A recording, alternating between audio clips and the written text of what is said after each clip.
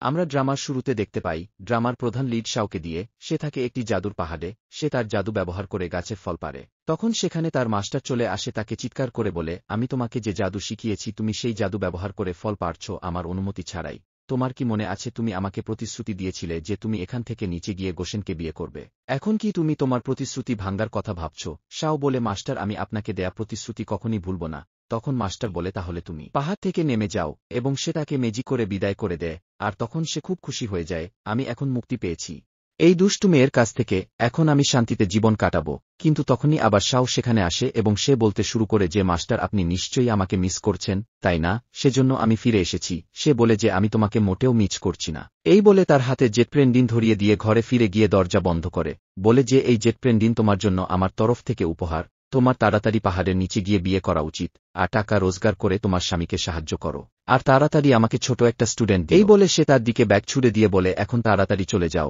শাও সেখান থেকে চলে যায় এরপর সে শহরে চলে আসেন তারপরে আমরা এই ড্রামার পুরুষ প্রধান লিডকে দেখতে পাই মিস্টার গো তিনি হুইল চেয়ারে আছেন কারণ এখানে তিনি তার নিজের কোম্পানিতে এসেছেন গোপনীয়ভাবে রয়েছে এখনও সবাই এই কোম্পানির কথা জানে না সেই মুহূর্তে তার কাজিন তার বান্ধবীকে নিয়ে সেখানে আসেন আসলে সেটা গোং এর গার্লফ্রেন্ড ছিল সে বলতে শুরু করে এই বেচারা গরিব এখানে কি করছে তখন গোঙর কাজিন জিনসং বলে তুমি নিউজ দেখোনি তার কোম্পানি দেউলিয়া হয়ে গেছে তাই সে নিশ্চয়ই এখানে চাকরির জন্য এসেছে গোং এর অ্যাসিস্ট্যান্ট মনে মনে ভাবে এই লোকগুলো কিভাবে বুঝবে যে এটা বসের ব্যবসার কৌশল কোম্পানি দেউলিয়া হয়ে গেছে বলে মিথ্যা খবর ছড়িয়েছে লিং বলে যে তুমি এটা মনে করো না যে তুমি এত বড় কোম্পানিতে চাকরি পেলে আমি তোমায় বিয়ে করব এটা ভাবতেও কেমন লাগে যে তোমার মতো কেউ আমার যোগ্য হতে পারবে আমার জন্য তো জিনসং এর মিল আছে এবং তারা দুজনেই তাকে তাদের ভালোবাসা দেখায় তারপর জিনসং বলে আমার ভাই আমি শুনেছি যে আপনার অসুস্থতা শুধুমাত্র একজন অলৌকিক ডাক্তারই নিরাময় করতে পারেন কিন্তু আপনি জানেন যে এমন অলৌকিক ডাক্তারের সাথে কোনো সাধারণ মানুষ দেখা করতে পারে না তাই আমার মতে আপনার বাড়িতে গিয়ে আপনার মৃত্যুর জন্য অপেক্ষা করা উচিত তখনই সেখানে আমাদের শাও আসে এবং তিনি বলেন যে যতক্ষণ আমি এখানে আছি ততক্ষণ সে মরতে পারে না তারপর লিং এবং জিনসং বলে পাগল মেয়ে তুমি এখানে এসেছ কিভাবে তুমি কি তা ঠিক করতে পারবে তখন সে বলে যে আমি কোনো পাগল নই আমি তার ভাবী স্ত্রী এবং আমার নাম শাও এই কথা শুনে সেখানে থাকা লোকেরা আশ্চর্য হয়ে যায় এবং গোং জিজ্ঞেস করে তুমি কি বলছো কে তুমি তখন শাও বলে যে আমি তোমার স্ত্রী কিন্তু লিং বলে তুমি কি ভয় পাচ্ছ না তাকে বিয়ে করলে তুমি অল্পতে বিধবা হবে আমি তোমাকে বলছি যে সে 3 মাসের বেশি বাঁচবে না তারপর সে মারা যাবে শাও বলে শোনো তোমার কান খারাপ হলে তুমি চিকিৎসা করিয়ে নেও আমি বললাম না আমি তাকে ঠিক করতে পারি লিং তার উপরে রাগ হয়ে বলে তুমি আমার সাথে এভাবে কথা বলার সাহস কোথা থেকে পাও তখন জিনসং বলে তার কথায় রাগ করো না সে একটা পাগল মেয়ে তারপর শাও তার জাদুর অস্ত্র বের করে আর বলে দেখো এটা দিয়ে তাকে সারিয়ে তুলব তখন লিং হতবাক হয়ে যায় এবং বলে যে আমি জানি এটি অলৌকিক ডাক্তারের কম্পোজ আমারও একই কম্পোজ আছে তখন শাও মনে মনে ভাবে যে আমার মতো কম্পোজ কেবল আমার সিনিয়র ভাইয়ের কাছেই আছে গোং ভাবছে যে এটা কি আসলেই অলৌকিক ডাক্তার যাকে আমি এখন পর্যন্ত খুঁজছিলাম তখন লিং হাসতে শুরু করে এবং বলে যে আমি মজা করছিলাম তোমার মতো ভিখারির কাছে অলৌকিক ডাক্তারের এই কম্পোজ কি করে থাকতে পারে এই দেখো চেইন কম্পোজ তো আমার কাছেও আছে কিন্তু আমারটা তো সোনার আর তোমারটা অবশ্যই লোহার হবে শাও বলে তোমার মতন লোকের সাথে আমি কোনো ফালতু কথা বলতে চাই না তারপর গোংকে বলে চলো আমরা বিয়ে করে নেই তখন গোং জিজ্ঞেস করে কেন তুমি আমাকে বিয়ে করতে চাও তখন শাও বলে যে তোমার বাবা হুজাং আমার মাস্টারের সাথে মিলে আমাদের বিয়ে ঠিক করেছিলেন মাস্টার আমাকে বলেছে তোমার পরিবার দেউলিয়া হয়ে গেছে তাই যেন আমি তোমাকে বিয়ে করে তোমাদের সাহায্য করি তখন গোং মনে করতে শুরু করে যে একবার তার বাবা তাকে তার বন্ধু মিস্টার লিবোভেন সম্পর্কে বলেছিলেন যে তার বন্ধু পাহাড়ে থাকে তার জন্য অনেক গিফট পাঠিয়েছে আর সে বলে যে আমি কোনো একদিন তার সাথে দেখা করিয়ে দিব তখন গোং বলে তুমি যার কথা বলছো তার বিষয় তো আমার বাবা আমার কাছে বলেছিল তখন শাও বলে আসলে শহরের মানুষ কি এরকম ছোলো হয় এখন তুমি আমাকে বিয়ে করবে কি করবে না সিদ্ধান্ত নাও গোং চিন্তা করে যে আমি তো বেশি দিন বেঁচে থাকব না আমি যদি বিয়ে করি তাহলে আমি আমার মায়ের সবচেয়ে বড় ইচ্ছা পূরণ করতে পারবো গোং বলে তুমি কি সাথে করে আইডি কার্ড নিয়ে এসেছো শাও বলে হে নিয়ে এসেছি তাই চলো তাড়াতাড়ি সার্টিফিকেট আনতে যাই তারপর এই লোকগুলোকে উত্ত্যক্ত করে সে গোংকে তার সাথে নিয়ে যায় এবং দুজনেই কোর্টে গিয়ে সার্টিফিকেট নিয়ে তাদের বাড়িতে আসে তারপর সে শাওকে স্পর্শ করতে শুরু করে তখন অ্যাসিস্ট্যান্ট মনে করে যে এই লোকেরা এখানে রাত কাটাবে আমি এইসব দেখতে পারছি না সে দ্রুত পালিয়ে যায় তারপর গোং শাওকে বলে আগে আমাদের অনুভূতি বিকাশ করা উচিত তারপর এগিয়ে যাওয়া যাবে শাও বলেন যে আমি শুধু আপনার হার্টবিট পরীক্ষা করছিলাম তাহলে এর জন্য কি আমাদের অনুভূতি তৈরি করতে হবে আর যাই হোক তোমার পকেটে তো একটা কয়েনও নেই তুমি এতটা গরিব গোং বলে এখনকার দিনে কয়েনের দরকার নাই এখন তো মোবাইলের মাধ্যমেই পেমেন্ট করা যায় আমি ধনী আমাকে গরিব মনে করো না কিন্তু শাও বিশ্বাস করে না সে বলে যে তুমি যদি ধনী হও তাহলে তুমি ঘড়ি পরনি কেন সব ধনী মানুষ তো ঘড়ি পরে গোং বলে যে আমি এটা পড়তে ভুলে গেছি তারপর শাও বলে তাহলে বলুন আপনার ঘরে একটাও পেন্টিং দেখা যাচ্ছে না কেন সে বলে কারণ আমি পেন্টিং পছন্দই করি না তোমার এত ভাব দেখানোর দরকার নেই, আমি সব বুঝতে পারছি। দেখো, তুমি দুশ্চিন্তা করো না, এখন থেকে আমি অর্থ উপার্জন করব এবং পরিবারকে সমর্থন করব। আপনি জানেন পাহাড়ি মেয়েরা খুব সক্ষম, তাই গোং মনে করে এই মেয়েটি সত্যিই খুব আগ্রহী, তাই যা যা করতে চায় আমি তাকে করতে দিই। তারপর সে শাও এর কাছে কিছু কাপড়ের ব্যাগ দেয় এবং তাকে পোশাক পরিবর্তন করতে বলে। তারপর শাও বলে ঠিক আছে, তুমি আমার জন্য অপেক্ষা করো। তারপর সে ড্রেস চেঞ্জ করতে যায় এবং 1 ঘন্টা পার হওয়ার পর গোং ডেকে বলে তোমার এত সময় কেন লাগছে। আর শাও যখন রেডি হয়ে আসে সে তাকে দেখে হতবাক হয়ে যায় এবং বলে যে আমি তোমাকে ড্রেস পরতে বলেছি, বিছানার চাদর পেঁচাতে বলিনি। শাও বলে যে তোমার দেওয়া জামাটা পরাটা খুব কঠিন ছিল, তাই ভাবলাম এইটা পরলে ভালো হয়। তখন গোং বলে যে ঠিক আছে, আমি তোমাকে সাধারণ জামাকাপড় কেনাকাটা করতে শপিংয়ে নিয়ে যাই। শাও বলে ঠিক আছে, তাহলে আমি আমার পুরানো পোশাক পরে আসি। কিন্তু এরই মধ্যে বিছানার চাদরের কারণে তার পা পিছলে যায় এবং সে গোং এর কোলে পড়ে যায়, আর তারা দুজনেই চুমু খেয়ে নেয়। তখন গোং শক হয়ে যায়। শাও বলে তুমি চিন্তা করো না, আমি তোমার দায়িত্ব নিব, কারণ আমরা পাহাড়ি মেয়েরা খুব বেশি দায়িত্বশীল। ঠিক আছে, এখন আমি আমার পোশাক পরিবর্তন করতে যাচ্ছি, তারপরে আমাকে টাকা রোজগার করতে যেতে হবে এবং তারপর বাইরে থেকে এসে আমি তোমার চিকিৎসা করব। তারপর আমরা পরের দৃশ্যে দেখি গোং তার কোম্পানিতে আছে এবং তার অ্যাসিস্ট্যান্ট তাকে বলে যে বস আপনাকে 2টায় নিলাম ইভেন্টে যেতে হবে। তারপর আমরা দেখতে পাই শাও সেই ইভেন্টে নিলামের জন্য যাচ্ছে। ঠিক তখনই লিং এবং জিনসং তাকে দেখে। তারপর সেখানে গোং এসে শাওর হাত ধরে তাদেরকে বলে যে আমার স্ত্রী আমার সাথে এখানে এসেছে। তখন লিং হাসতে শুরু করে এবং বলে ঠিক আছে, তাহলে আজ আমি তোমাদের মতো গরিব লোকদের শিক্ষা দেব এবং তোমাদের দেখাবো আমার কত টাকা আছে। এবং তারা দুজনেই ভিতরে চলে যায়। আর শাও গোংকে বলে তোমার কাছে তো কোনো টাকা নাই, তাহলে তুমি এখানে নিলামে কি করছো? ওহ, আমি বুঝতে পারছি, তুমি অবশ্যই আমাকে নিয়ে চিন্তা করছো। আর তাই পিছু করে এখানে চলে এসেছ। দেখো, তুমি আমাকে নিয়ে চিন্তা করো না, আমি একটা পাহাড়ি মেয়ে। এই বলে তাকে ভিতরে নিয়ে যায়। এখানে নিলাম ইভেন্ট শুরু হয়ে যায়। তখন সেখানে ভেষজ গাছের নিলাম হচ্ছে। শাও তার উপর ভালো পরিমাণে টাকা দর করতে শুরু করে। তখন লিন বলে এই গরিব মেয়েটি কি এত টাকা কোনো দিন দেখেছে যে সে এত বিট করছে? তারপর সে শাওকে পরাজিত করার জন্য তার চেয়ে বহুগুণ বেশি বিট দিয়ে জিতে যায় এবং তারপরে এই কাজটি করতে থাকে। যে সব জিনিস আসে শাও বিট করে, আর লিন তার চেয়ে বেশি বিট করে জিতে যায়। কিন্তু অবশেষে লিন জানতে পারে যে শাও তার পাহাড় থেকে এই সমস্ত জিনিস নিলামে বিক্রি করার জন্য নিয়ে এসেছিল এবং সে ইচ্ছাকৃতভাবে তাকে উচ্চ দর দিয়ে উস্কে দিয়েছিল যাতে সে বেশি টাকায় এইগুলো কিনে নেয়। অকশন ইভেন্টের হেড শাওকে অভিনন্দন জানায়, কারণ তিনি প্রচুর অর্থ উপার্জন করেছেন, আর জিনসং লিং এর উপর চিৎকার করে তার এত টাকা খরচ করে ফেলেছে। শাও গোংকে কার্ড দিয়ে বলে যে আমি তোমার জন্য টাকা ইনকাম করব, আর তুমি হবে সেই টাকার ইনচার্জ। গোং বলে তুমি সত্যি এই পুরো টাকা আমাকে দিচ্ছ? শাও বলে তুমি চিন্তা করো না, আমি সামনে আরও বেশি টাকা ইনকাম করব যাতে তোমার জীবনে কিছু নিয়ে চিন্তা করতে না হয়। তারপরে আমরা দেখি যে গোং শাওকে নাচ করতে দেখে সে জিজ্ঞেস করে তুমি কি করছো? তারপর সে যখন তার দিকে ফিরে তাকায় গোং তাকে দেখতেই থাকে, কারণ সে দেখতে খুব কিউট লাগছে। শাও তার কাছে আসে এবং তাকে স্পর্শ করতে শুরু করে। গোং তাকে থামিয়ে দেয় এবং বলে যে আমি তোমাকে বলেছিলাম যে প্রথমে আমাদের অনুভূতি বিকাশ করা উচিত, তারপরে আমাদের এগিয়ে যাওয়া উচিত। কিন্তু শাও তাতে রাজি নয় এবং বলে যে তোমার প্রতিক্রিয়া খুব তীব্র। গোং বলে এখন তুমি আমাকে উস্কানি দিচ্ছ এবং সে তাকে চুম্বো দিতে চায়, কিন্তু শাও তাকে থামিয়ে বলে যে তুমি ভুল বুঝছ, আমি শুধু তোমার ট্রিটমেন্ট শুরু করার আগে আমি তোমাকে পরীক্ষা করছিলাম। এটি আমার পরীক্ষা করার একটি বিশেষ উপায় ছিল, যার মাধ্যমে আমি তোমার ভিতরের শক্তি পরীক্ষা করছিলাম। তারপর শাও তাকে বলে যে তোমার মুখে কিছু আছে দেখো। তারপর যখন গোং তার মুখ খুলে শাও দ্রুত তার মুখে একটি ঔষধ রাখে, তখন তিনি কথা বলতে অক্ষম হয়ে পড়ে। তারপর সে লিখে জিজ্ঞাসা করে আমাকে কি বিষ দিয়েছ যার কারণে আমি কিছুই বলতে পারছি না? শাও বলে এটাতে তুমি ভয় পেও না, আমি তো তোমাকে বোবা হওয়ার জন্য একটা বডি দিয়েছি। এখন আমি তোমার চিকিৎসা শুরু করব, আর তুমি চিৎকার করে আমার কান খারাপ করতে না পারো। তারপর সে চিকিৎসা শুরু করে এবং তাকে ইনজেকশন দিতে শুরু করে। গোং অনেকটা ব্যথা অনুভব করে কিন্তু সে চিৎকারও করতে পারছিল না। শাও চিকিৎসা করার পরে বসে থাকে। তখন গোং বলে আমি কি এখন দাঁড়াতে পারবো? শাও বলে হ্যাঁ অবশ্যই। গোং খুব খুশি হয়ে যায় যে এখন আমি সত্যিই দাঁড়াতে পারছি। তখন শাও মোবাইলে একটা ভিডিও দেখছেন আর বলছেন আমিও খুব খুশি। গোং ভাবে এই প্রথম কেউ আমার জন্য এত চিন্তা করছে। তখন সে জিজ্ঞেস করে তুমি কি করছো? শাও বলে আমি পুরুষ মডেল দেখছি। তুমি জানো আমার সিনিয়র ভাই আমাকে বলেছিল যে এখানে একজন পুরুষ মডেল আছে। তারপর সে তাকেও দেখাতে শুরু করে, বলে দেখো এই মডেলটা কতটা হ্যান্ডসাম। তারপর সে হিংসা করে ফোন ফেলে দেয় এবং গোং বলে যে তুমি একজন ডাক্তার, তাই তোমাকে আগে আমার শারীরিক অবস্থা দেখতে হবে। শাও বলে যে আমি তোমার শারীরিক অবস্থা ভালোভাবেই জানি। দেখো, আমরা যা আজকে করেছি সেটা প্রতিদিন করতে হবে। আজকের চিকিৎসা তো মাত্র শুরু ছিল, আর বিশ্বাস না হলে 2 কদম নিয়ে দেখো। গোং বলে আমি কি সত্যিই হাঁটতে পারি? তারপর সে যখন 2 কদম সামনে যায় তখন খুব খুশি হতে থাকে। এরপর যখন তৃতীয় কদম দিতে যাবে শাও বলে দাঁড়াও, আমি মাত্র 2 কদম সামনে বাড়াতে বলেছি। তখনই গোং শাওর গায়ের উপরে পড়ে যায়। শাও আবার বুঝিয়ে বলে আমি বলেছিলাম মাত্র 2 কদম হাঁটতে, 3 কদম তুমি হাঁটতে পারবে না। তখন গোং এর মুখ থেকে রক্ত বের হতে থাকে এবং সে বলে যে আমি জানতাম এত তাড়াতাড়ি আমি সুস্থ হব না। শাও বলে চিন্তা করো না, আমি তোমার চিকিৎসা করছি। আর যাই হোক তুমি এতদিন হুইল চেয়ারে ছিলে। তাই এই ব্যাপারটা খুবই স্বাভাবিক ছিল যে তুমি 2 কদমের বেশি হাঁটতে পারবে না এবং তুমি তৃতীয় ধাপে পড়ে যাবে, কিন্তু চিন্তা করবে না, আমি আমার সেরাটা দিয়ে যাচ্ছি এবং তোমাকে ভালো করে তুলব। পরের দৃশ্যে আমরা দেখতে পাই গোং বলছে যে আপাতত আমাদের আলাদা বেডে ঘুমানো উচিত, কারণ আমার মনে হয় যদি আমাদের মধ্যে কিছু ঘটে তবে আমার মৃত্যুর পরে তুমি খুব আফসোস করবে। তারপর গোং যখন শাও এর দিকে তাকায় সে দেখে শাও অনেক আগেই ঘুমিয়ে গেছে, তাই সেও খুশি হয়ে যায় এবং সেও শুয়ে পড়ে। কিন্তু তারপরে শাও ঘুমের মধ্যে গোংকে জড়িয়ে ধরে। সে তাকে দূরে ঠেলে দেওয়ার চেষ্টা করে, কিন্তু শাও তার উপর থেকে হাত সরায় না। পরের দিন সকালে আমরা দেখি গোং তার কোম্পানিতে এসেছে। তখন জিনসং এবং লিন তাকে দেখে তারা জিজ্ঞাসা করে যে তুমি এখানে এই কোম্পানিতে এখনও কি করছো, এখনই বেরিয়ে যাও এখান থেকে। এগুলো শুনে অ্যাসিস্ট্যান্টের রাগ হয় বলে এই লোকেরা বসের সাথে কিভাবে কথা বলছে। তারপর জিনসং বলে যে তুমি অবশ্যই এখানে ইন্টারভিউ দিতে এসেছো, আমি তোমাকে বলছি এটা ইন্টারভিউ রুম নয়, এটা মিটিং রুম। ইন্টারভিউ রুম ওদিকে, তুমি ওদিকে চলে যাও। আর তুমি এখানে এসেছো কেন? তুমি তোমার পরিস্থিতি তো দেখো, তুমি কি কোনো চাকরি করার পরিস্থিতিতে আছো?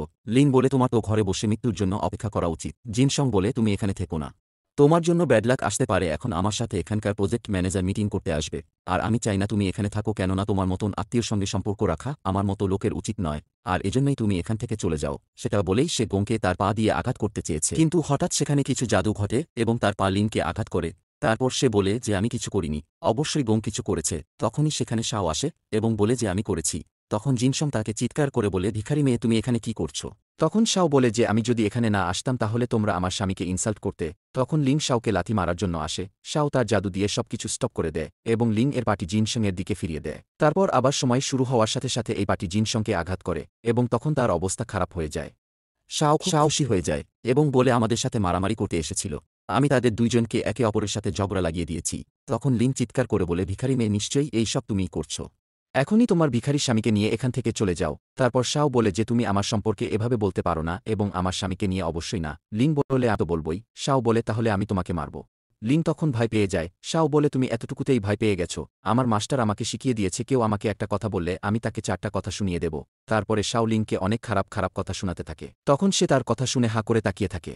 শাও বলে তুমি আমার স্বামীর বিরুদ্ধে কিছু বললে, আমি তো তোমার সাথে এভাবেই কথা বলবো। তারপরে সে গোংকে বলে তুমি চিন্তা করো না, আমি এই লোকদের কাছ থেকে তোমার প্রতিশোধ নিয়েছি। গোং তাকে জিজ্ঞাসা করে তুমি এখানে কি করছো?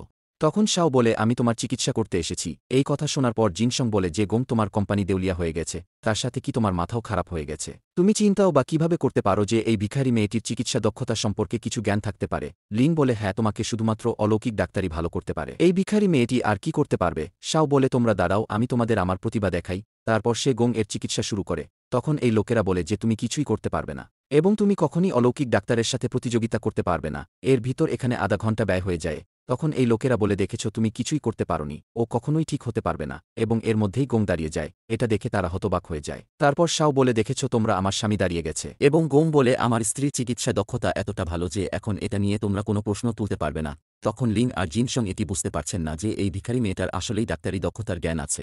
তারপর অ্যাসিস্ট্যান্ট জিজ্ঞেস করে যে বস, আমরা কি এখন এই লোকদের কাছে আপনার পরিচয় প্রকাশ করব, যাতে আপনি আদেশ দিয়ে এই দুজনকে আপনার কোম্পানি থেকে বহিষ্কার করতে পারেন এবং এরা আপনার লেভেল সম্পর্কে জানতে পারবে? গোং বলে যে এখন না, এখন তো তুমি ম্যানেজারকে এই লোকদের সাথে যোগাযোগ করতে বলো। তারপর স্বাক্ষর অনুষ্ঠানের দিন আমি এই লোকদের শিক্ষা দেব।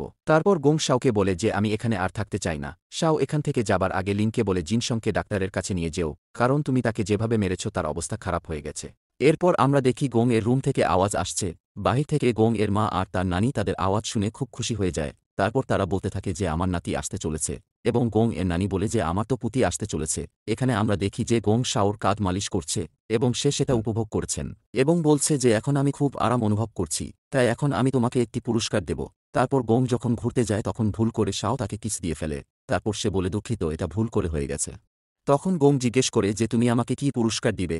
শাও বলে এখন আমাদের আর এক স্টেপ সামনে আগানো উচিত।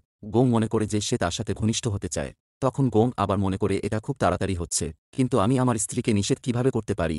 গোং বলে ঠিক আছে, আমি এর জন্য প্রস্তুত, এবং তার চোখ বন্ধ করে তার পাশে যেতে থাকে। এদিকে শাও তাকে জাদু দিয়ে দূরে সরিয়ে দেয়। তারপরে তার মুখ থেকে রক্ত বের হতে শুরু করে।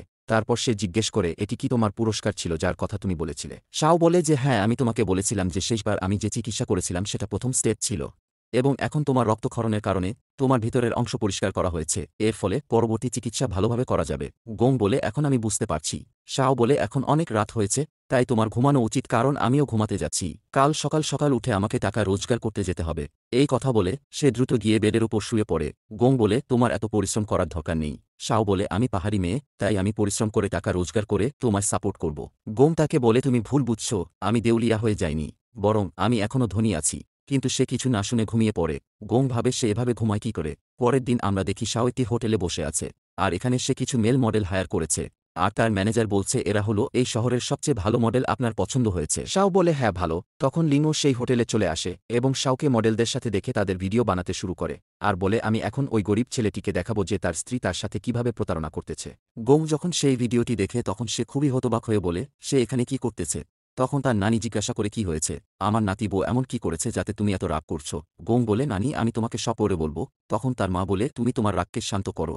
শাও যদি ভুল কিছু করে থাকে তবু তুমি সহ্য করে নাও, কারণ তোমাদের বাচ্চার জন্য দুজনকেই বুঝে শুনে কাজ করতে হবে। গোং বলে ঠিক আছে, আমি বুঝেছি, আর সে বাইরে চলে যায়। এরপর সে রেগে সেই হোটেলে গিয়ে পৌঁছায়। তার অ্যাসিস্ট্যান্ট তাকে বলে বস, এমনও তো হতে পারে আপনি হয়তো ভুল বুঝেছেন, আপনি শুধুমাত্র এই ভিডিওটি বিশ্বাস করে কিছু ভাবতে পারেন না। গোং বলে তুমি কি করে ভাবলে আমি চিন্তা করব না, সে এখানে মেল মডেলের সাথে হোটেলে এসেছে। তখন ভিতর থেকে মেল মডেলের আওয়াজ শুনে সে দ্রুত দরজা ভেঙে ভিতরে আসে এবং তাকে দেখে শাও চমকে যায় এবং স্বামীকে জিজ্ঞেস করে তুমি এখানে কি করছো।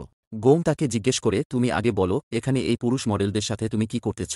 শাও তাকে বলে এখানে আমি টাকা রোজগার করার জন্য এসেছি। তখন সে এই কথা শুনে হতবাক হয়ে যায় এবং তারপর সে দেখে যে এই পুরুষ মডেলরা এখানে খুব খুশি এবং তারা বলে যে আপনি আমাদের এত ভালো পিল দিয়েছেন যার কারণে আমরা 6 প্যাক পেয়েছি। শাও এখানে গোংকে বলে দেখো আমি কত টাকা উপার্জন করেছি। গোং তখন খুব খুশি হয়ে এবং বলে সে তো এখানে শুধু কাজের জন্য এসেছে। শাও বলে তুমি এখানে এই কারণে তো আসনি যে তুমি আমাকে বিশ্বাস করো না। গোং বলে এটা কিভাবে হতে পারে যে আমি তোমাকে বিশ্বাস করব না, আমি তোমার অর্থ উপার্জন করার জন্য এত কষ্ট দেখে আমি তোমাকে একটি প্রকল্পের জন্য আমন্ত্রণ জানাতে চাই। আজ সান গ্রুপের সাইন ইন ইভেন্ট চলছে, তাই তুমিও সেখানে চলো এবং তুমি অবশ্যই সেখানে অর্থ উপার্জন করতে সক্ষম হবে। তারপর শাও রাজি হয় বলে যে ঠিক আছে আমিও যাব।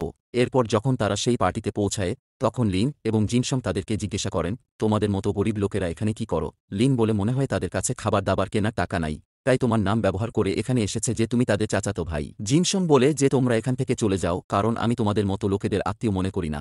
তখন তারা সেখান থেকে যেতে রাজি হয় না। তখন লিন বলে যে আমাদের কাছে তো আমন্ত্রণপত্র আছে, তোমাদের কাছে কি কোনো আমন্ত্রণপত্র আছে। গোং বলেন যে আমাদের কাছে তো আমন্ত্রণপত্র নেই, তবে আমাদের আমন্ত্রণের দরকারও নেই। তখন তারা হাসতে শুরু করে, আর শাও বলে তোমরা শুনোনি আমার স্বামী বলেছে যে আমাদের আমন্ত্রণপত্র দরকার নেই। তখন লিং আর জিনসং তাদের শিক্ষা দেওয়ার জন্য গার্ডদেরকে ডাকে আর বলে যে ওদের কাছে আমন্ত্রণপত্র নেই, তাই এই লোকগুলোকে এখান থেকে বের করে দাও। কিন্তু গার্ড উল্টা তাদের দুজনকে আটকে দিয়ে শাও আর গোংকে বলে ভিতরে যেতে। তারপর দুজনেই ভিতরে যেতে শুরু করে এবং শাও তাদেরকে ভ্যান্সি কেটে চলে যায়। তারপরে লিং এবং জিনসং ভাবতে শুরু করে যে এই সব কি ছিল। তখন গার্ড বলে যে আপনারাও ভিতরে যান। তখন তারা মনে করে যে এই গার্ডগুলো ভুল বুঝেছে, তাই ভুল করে তাদেরকে ভিতরে ঢুকতে দিয়েছে। শুধু একবার আমি সান গ্রুপের সাথে চুক্তিতে স্বাক্ষর করে নিই, তারপরে আমি এই লোকদের শিক্ষা দেব। এখানে অনুষ্ঠানে এসে শাও গোংকে জিজ্ঞেস করে যে এটা তো শাইনিং সেরিমনি অনুষ্ঠান, আমি এখানে কি করে টাকা উপার্জন করব।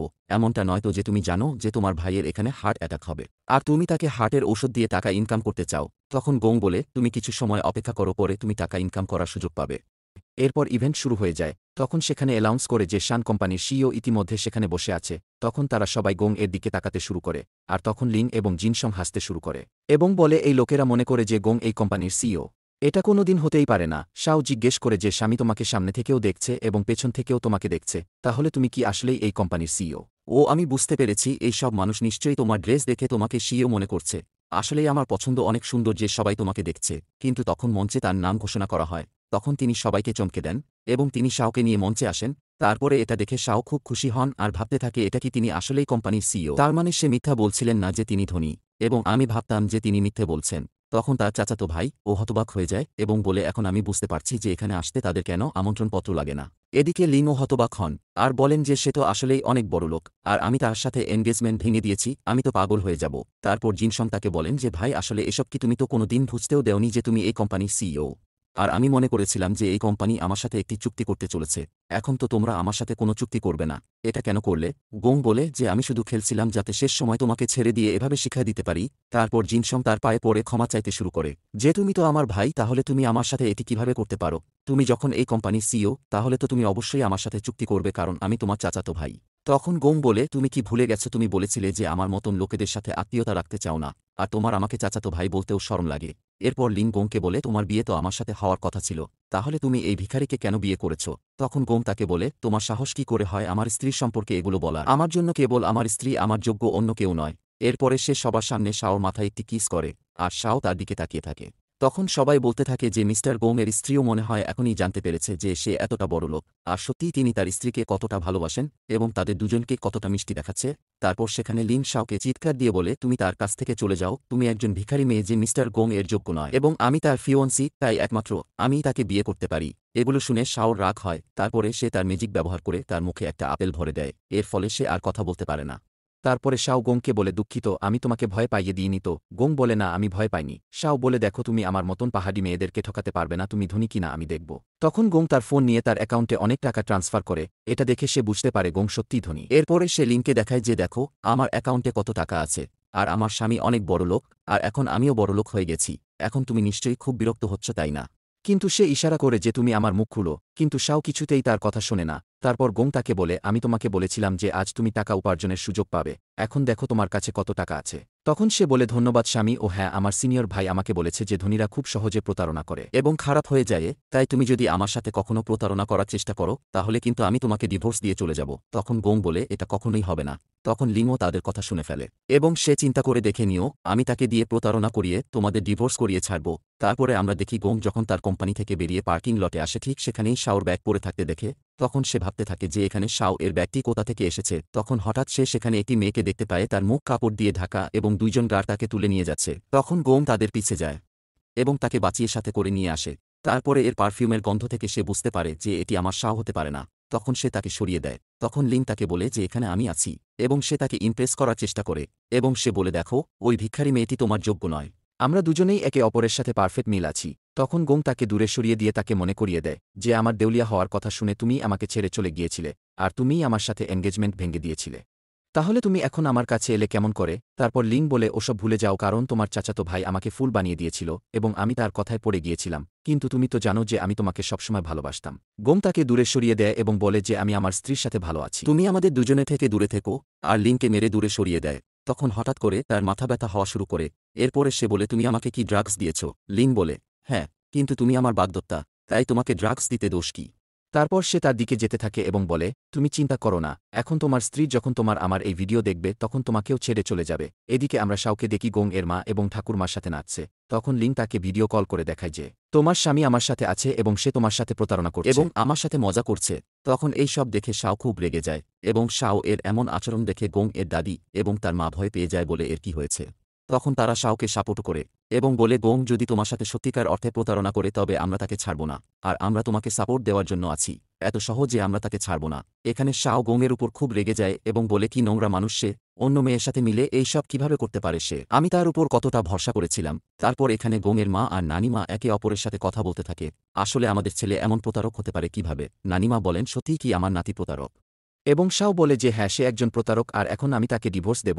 আমি এখানে প্রতিদিন তার জন্য অর্থ উপার্জন করার জন্য কঠোর পরিশ্রম করতাম এবং সে আমার পিছনে এইসব করছিল, আমি তাকে ছাড়ব না। তখন শাও সেখান থেকে রাগ করে বেরিয়ে যায়। তখন গোংয়ের মা এবং তার নানি শাও এর পিছে পিছে যায় এবং বলে আমরা আমাদের পুত্রবধূকে সাহায্য করব এবং ওই মেয়েকে শিক্ষা দেব। আর শাও এখানে পৌঁছানোর সাথে সাথে লিন তাকে যা ইচ্ছে তাই বলতে শুরু করে। সে বলে তুমি জানো তোমার স্বামী তোমাকে মোটেও পছন্দ করে না এবং সে আমাকে ভালোবাসে, এবং সে তাকে মিথ্যা বলতে শুরু করে যে তারা রাতে কি করেছে এবং তারা কতটা উপভোগ করেছে। কিন্তু শাও বুঝতে পারেন এবং বলেন যে তুমি অভিনয় করা বন্ধ করো, আমি জানি তুমি শুধু ভান করছো। এই কথা শুনে লিন হতবাক হয়ে যায়, সে চিন্তা করে ও এগুলো বুঝল কি করে, কিন্তু তারপরও সে অভিনয় করতে থাকে এবং বলে যে তুমি যা খুশি ভাবতে পারো, তোমার স্বামী তোমাকে ছেড়ে চলে যাচ্ছে। তারপর শাও তার মুখে সত্য বলার একটি পিল দিয়ে দেয়। এরপরে সে তাকে সব সত্যি ঘটনা বলতে বলে, আর আমার স্বামীর সাথে তুমি কি করেছ এবং তাকে এখানে কিভাবে নিয়ে এসেছ। তারপরে লিং ইচ্ছা না থাকা সত্ত্বেও পিলের কারণে সে পুরো সত্য ঘটনা বলে দেয়, কিভাবে সে তাকে বোকা বানিয়ে এখানে নিয়ে আসে। তখন শাও তার সব কথা রেকর্ড করে এবং তাকে সে বলে যে তুমি জানো তুমি যে কাজ করেছ এর জন্য তোমাকে শাস্তি পেতে হবে এবং এখন পুলিশ তোমাকে গ্রেপ্তার করে নিয়ে যাবে। তখন লিন ভয় পেয়ে যায় এবং গোং এর নানিকে বোঝাতে শুরু করে যে দয়া করে কেবল আপনি আমাকে বাঁচাতে পারেন। তারপরে তিনি তাকে প্রভাবিত করার এবং তাকে আবেগপ্রবণ করার চেষ্টা করেন, কিন্তু নানি তার কথায় পড়ে না, সে বলতে শুরু করে যে ছিল আমার নাতিকে ফাঁদে ফেলতে। তারপরে যখন অফিসাররা আসেন তখন শাও সাথে সাথে তাদের রেকর্ডিংটা শোনায়। তখন তারা লিনকে গ্রেপ্তার করে নিয়ে যায়। গোংয়ের মা এবং নানির সহায়তায় গোংকে টেনে বাড়িতে নিয়ে আসে। তখন শাওর কাছে তার মাস্টারের ফোন আসে এবং সে তাকে বলে যে তুমি আমাকে বলেছিলে যে তোমার স্বামী তোমার সাথে প্রতারণা করেছে, তাই আমি সেখানে আসছি সেই প্রতারককে শিক্ষা দিতে। তখন শাও বলে মাস্টার এখন কোনো সমস্যা নাই, তাই আপনার এখন আসার দরকার নেই। তখন হঠাৎ করে ডোরবেলের আওয়াজ শুনে শাও দরজা খুলতেই দেখে মাস্টার সেখানে দাঁড়িয়ে আছে। তখন শাও মাস্টারকে বলে যে আমি আপনাকে বলেছিলাম যে এখন আসতে হবে না।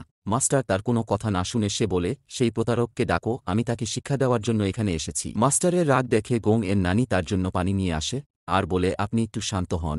এদিকে গোং এর মা তার জন্য নাস্তা নিয়ে আসে এবং বলে আগে আপনি কিছু খেয়ে নিন, আমি জানি আমার ছেলের দোষ, কিন্তু আপনি যদি কিছু না খান তাহলে কি করে চলবে।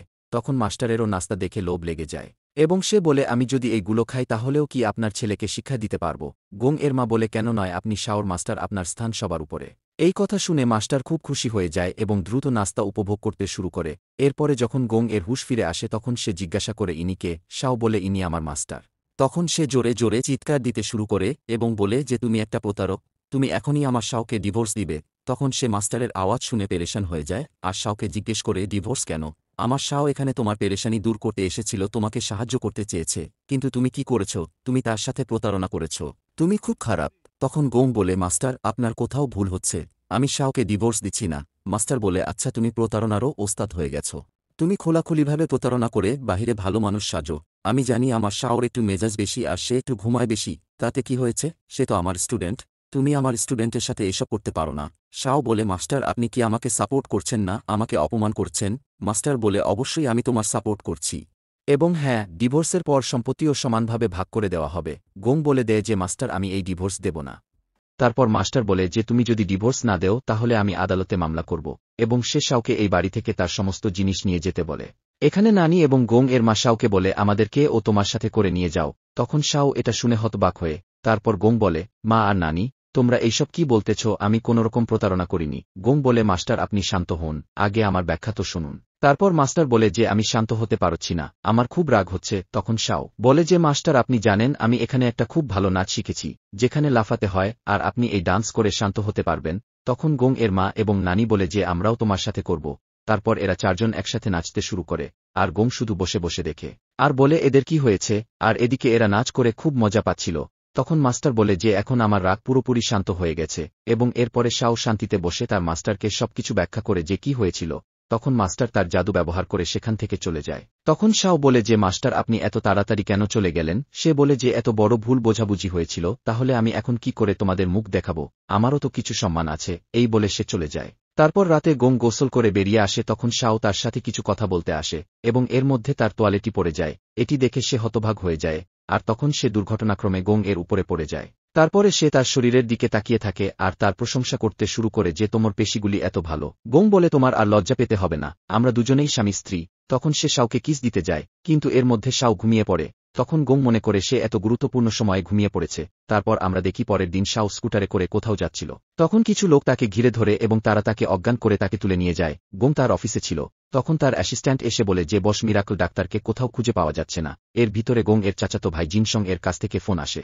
জিনসং ভিডিও কল দিয়ে দেখায় যে সে শাওকে কিডন্যাপ করে রেখেছে এবং সে বলে যে তুমি আমাকে সাহায্য করনি, তোমার কারণে আমার কোম্পানিও দেউলিয়া হয়ে গেছে, তাই এখন আমি তোমাকে ছাড়ব না। তুমি তোমার স্ত্রীর বেশি টেক কেয়ার করো না, আজ আমি তাকে নির্যাতন করব, তারপরে তাকে মেরে ফেলব। গোং বলে প্লিজ তুমি তার সাথে কিছু করবে না। তখন এখানে শাও বলে স্বামী তুমি আমাকে নিয়ে চিন্তা করো না। জিনসং তখন গোংকে হুমকি দেয় যে তুমি যদি চাও আমি তার সাথে কিছু না করি তাহলে তুমিও এখানে চলে আসো। তারপর গোং জিনসং এর বলা জায়গায় এসে পৌঁছায়। তখন সেখানে রক্ত দেখে গোং ভয় পেয়ে যায় যে সে শাওর সাথে কিছু করেনি। তো তখন সেখানে কারোর কান্নার আওয়াজ শুনে তারা দ্রুত তার কাছে যায়। তখন দেখে শাও বসে বসে কান্না করতেছে আর তার হাতে রক্ত লেগে আছে। গোং তখন রক্ত দেখে জিজ্ঞেস করে তুমি কি আঘাত পেয়েছ, সে তোমাকে কোথায় মেরেছে? তখন শাও বলে যে আঘাত তো পেয়েছে, কিন্তু আমি না, ওই লোকেরা। তখন গোং দেখে যে শাও তো ঠিকই আছে, ওইসব সন্ত্রাসীগুলোর আঘাত লেগেছে। তখন এইসব দেখে গোং এর অ্যাসিস্ট্যান্ট ও ভয় পেয়ে যায়। আমি শুনেছিলাম বসের বউ খুব ভয়ঙ্কর, আর এখন আমি জানতে পারলাম যে সে কতটা ভয়ঙ্কর। তখন সে বলে বাইরে যে রক্ত পড়ে আছে সেগুলোও তাদের, তাই না? ম্যাডাম আপনি তো অনেক ভয়ঙ্কর যে এই লোকেদের তো খারাপভাবে মেরেছেন। তখন শাও বলে না, আমি এই লোকদের সাথে লড়াই করিনি, এই লোকেরা তো নিজেরাই নিজেদের মেরেছে। তখন তারা বলে কিভাবে তারা নিজেরাই নিজেদের মেরেছে? শাও বলে এই জাদুর বিল দিয়ে। আমি তাদের হাতে এই জাদুর বিল দিয়েছি, তারপরে তারা নিজেরাই নিজেদের মেরেছে। অ্যাসিস্ট্যান্ট বলে যে ম্যাডাম সত্যিই আপনি খুব আশ্চর্যজনক। তারপর গোং জিজ্ঞাসা করেন তাহলে তুমি কাঁদছিলে কেন?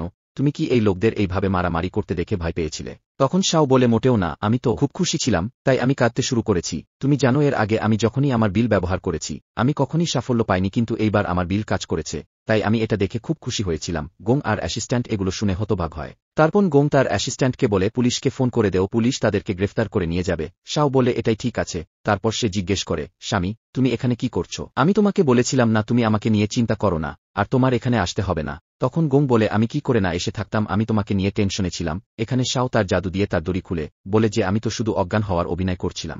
এই লোকেরা কিভাবে আমাকে এভাবে ধরে আনতে পারে? আমি ইচ্ছাকৃতভাবে তাদের সাহায্য করেছি যাতে আমি আমার বিল পরীক্ষা করতে পারি। তারপর গোং বলে যে আমি মেনে নিয়েছি যে আমার স্ত্রী সেরা, তাহলে এখন বাড়ি যাই। তখন শাও বলে, স্বামী আমার পা খুব ব্যথা করছে, আমি হাঁটতে পারছি না। তখন গোং সাথে সাথে তাকে তুলে নেয়। শাও খুব খুশি হয়ে যায়। তারপর বাড়িতে গোং এখানে শাও এর কাঁধে মেসেজ দিচ্ছে। হঠাৎ শাও এর ফোনে তার সিনিয়র ভাইয়ের কাছ থেকে একটি কল আসে। সে সাথে সাথে কল তুলে বলে কি হয়েছে সিনিয়র ভাই? কিছু জরুরি কাজ। ঠিক আছে আমি এখনই সেখানে আসছি। তারপর সে দ্রুত সেখানে যাওয়ার জন্য প্রস্তুত হয়ে গোং তাকে বলে চলো আমি তোমাকে ছেড়ে দেই।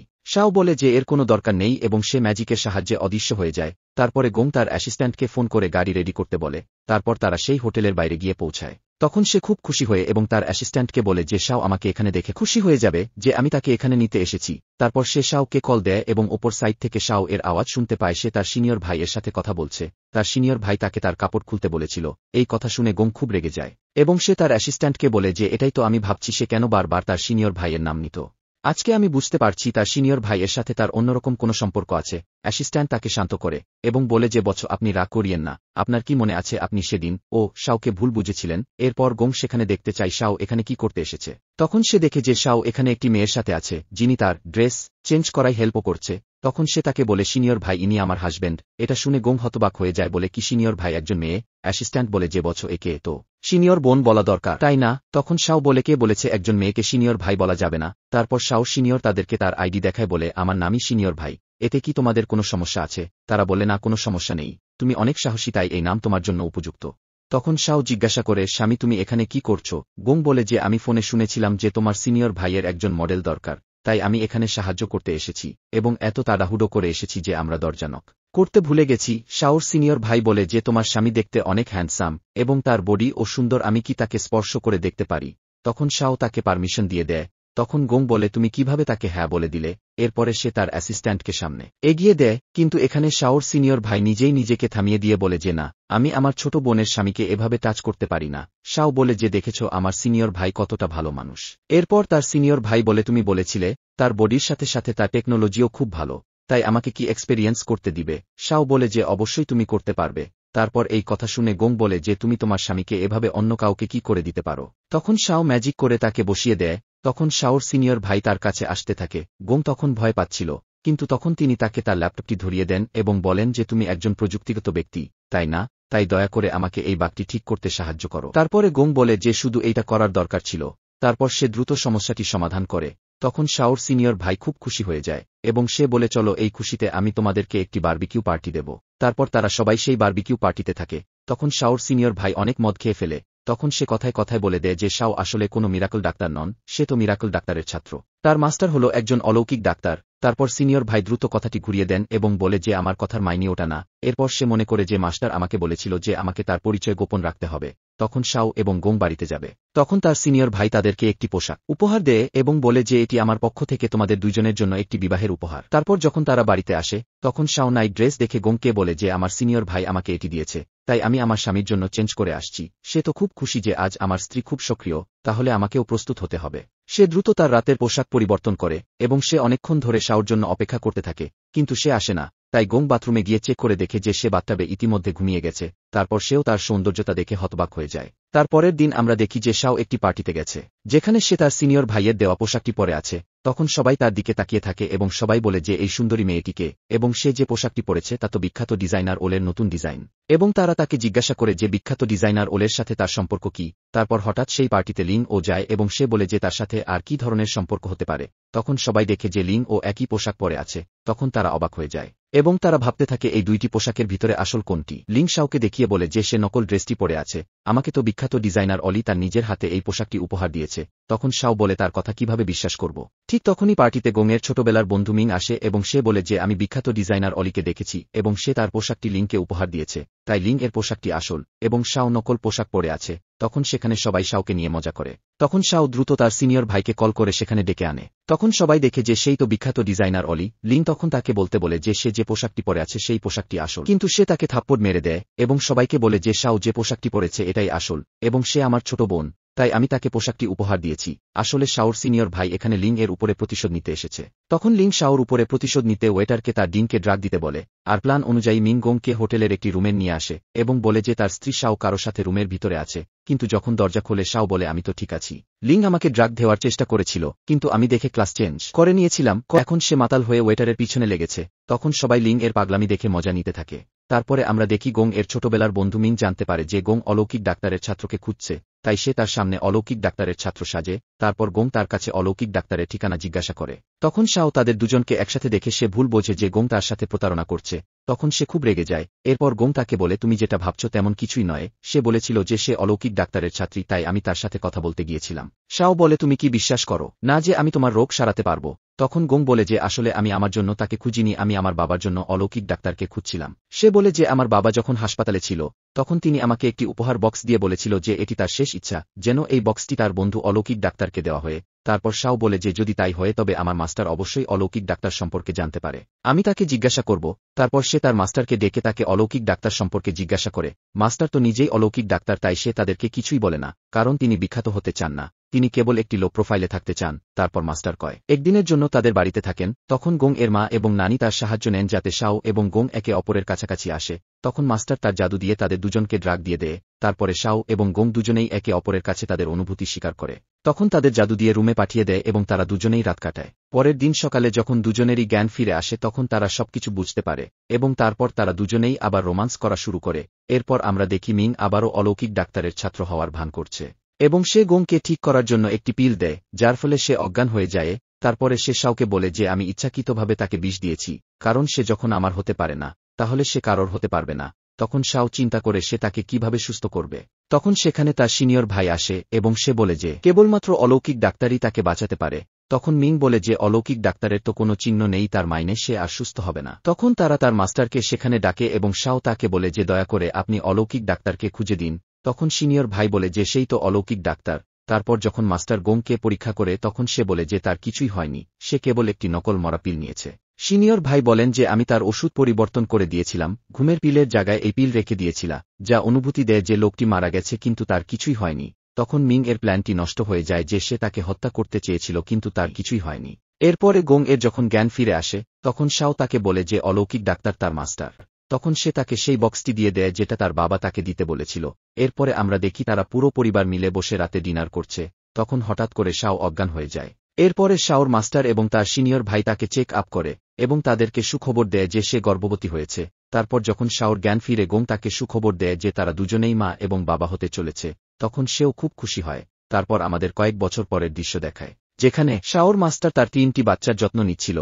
তখন তার কাছে শাওর কল আসে এবং সে তাকে সুখবর দেয় যে মাস্টার শীঘ্রই আমি 4র্থ সন্তানের জন্ম দিতে চলেছি। তখন মাস্টার খুব চিন্তিত হয়ে পড়ে এবং এর সাথেই এই ড্রামাটির হ্যাপি এন্ডিং হয়ে যায়। পরবর্তী ড্রামাটির জন্য লাইক এবং কমেন্ট করে আমাদের সঙ্গে থাকবেন।